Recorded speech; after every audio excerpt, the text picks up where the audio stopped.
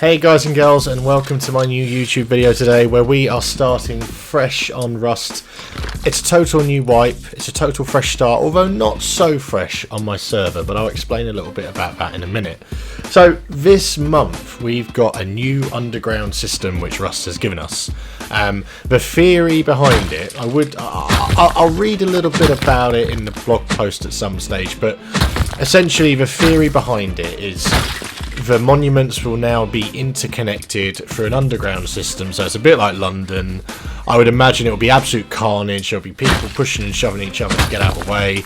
The only difference in Rust is people will have guns for most certain, and yeah, it will just be absolute carnage if, of course, you're on a PvP server.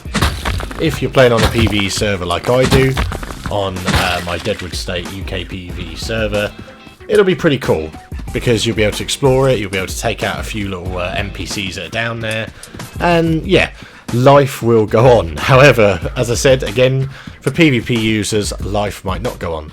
So we'll talk a little bit about that in a minute, but for now, we've started a new wipe on the server. We're going to be looking at these underground tunnels at some stage. There is my base, you just saw it. It's I've always wanted to make a heli tower style base. So I've always wanted to just live in a heli tower the entire wipe. I don't know if it can be done. I don't know what the implications are of obviously when the heli attacks you.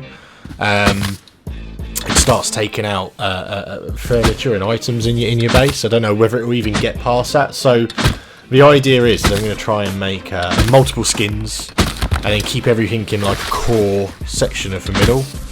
But I don't know if it's going to work or not. I don't know. It's worth a try. It's worth just seeing what happens. Anyway, I'm going to put some pictures and stuff like that up of these new... they call it the rail network, but I just call it an underground system. So there's essentially train entrances all across the monument. So almost in every monument you get a train entrance, and it was quite funny. I was with Reb, who is over at the Friend Not Foe PvE UK server, and I was speaking to Reb last night, and we were having a little bit of a dabble on, and we saw this building, and the way it looks, you instantly think it's a player base, and you think to yourself, how the hell can a player base get up that quickly? But it just did. Sorry. It just didn't. It's the new entrance. So essentially, you enter into this building. You get this massive spiral staircase. It goes down, or you get an elevator shaft. The elevator shaft, they're saying, is less safe, but we haven't looked into it properly yet. They basically say with risk comes reward. While the dwellers may be unwelcoming, the loot they protect could be well worth the risk. So I'm essentially thinking it could be a kind of military tunnel style attack, but again, we haven't looked into it properly yet. You've got like the coolest thing is the work carts. So you'll essentially be able to pilot these work carts down these military tunnels, down these like train tunnels interconnecting systems, and you'll be able to shoot out of them and basically get from A to B. It takes low grade fuel, so make sure you get loads of low grade fuel with you when you go down there. Make sure you get loads of meds down there when you go down there, and go from there. But it looks pretty cool. That's pretty much all they've done regarding that. They got some slot machines as well, which look pretty cool if you're into your gambling and you want to gamble on Rust as well as your life as well. You know, like, there could be something for gambling addicts that have tried coming off of it for a long time, and then they look at us slot machines in Rust and go, I need to do it in real life now. They've done some server performance fixes. They've done some server browser, worked on the server browser, Steam family share malarkey. There was an article that players have been abusing Steam family share to circumvent bans and other malicious behaviour. It's not uncommon. On February 17th, they disabled the Steam family sharing for the foreseeable future. This is what I like about Rust, you know. They don't shit about. It's just basically a case of, you know what, guys, you abuse it. I don't care if it ruins it for everyone else. You're just not going to be able to abuse it anymore. Well done, Face Punch, in my opinion. Good for you. They've done some smoother horse movement, which I'm really looking forward to. They've done third-person healing animations, which is always nice. Constant development and evolution in Rust. Puzzle loot resets, substation radiation, which is nice. Radiation is now removed from all roadside substations, which is good. Skin picker update. Skin picker now places last pick skin to the front of the queue after closing UI.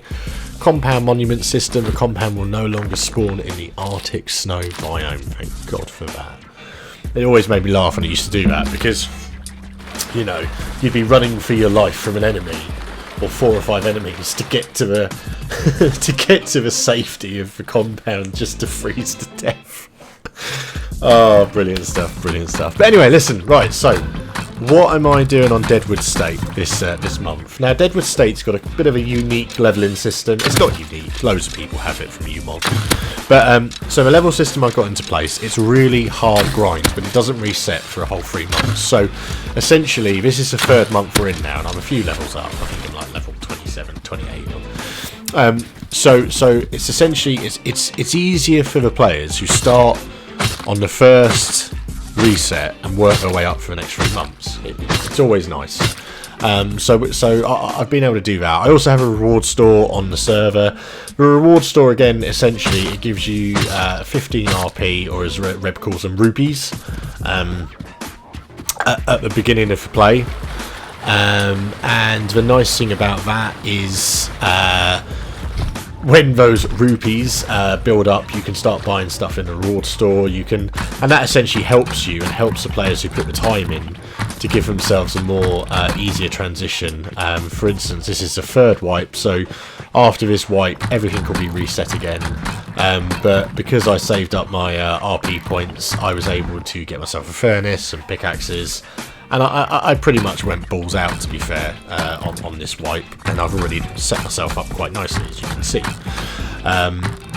So yeah, so we've got bot spawn as well. The bot add-on is ever evolving. I should really do a separate video about this, just to talk to you guys about Deadwood State and the differences. But the bot spawn plugin is ever evolving, and we're trying to do some fine tweaks, some radius points, and other things, and that's all cool. That's getting there slowly.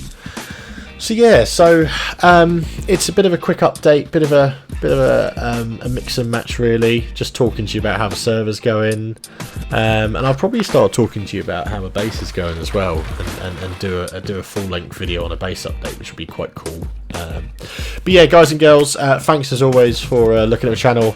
I do apologise, the channel's obviously not been around that much, and I'll probably do a video after this one, actually, explaining where I've been and what's been going on. So, alright guys and girls, thanks for your time, and I'll see you very soon.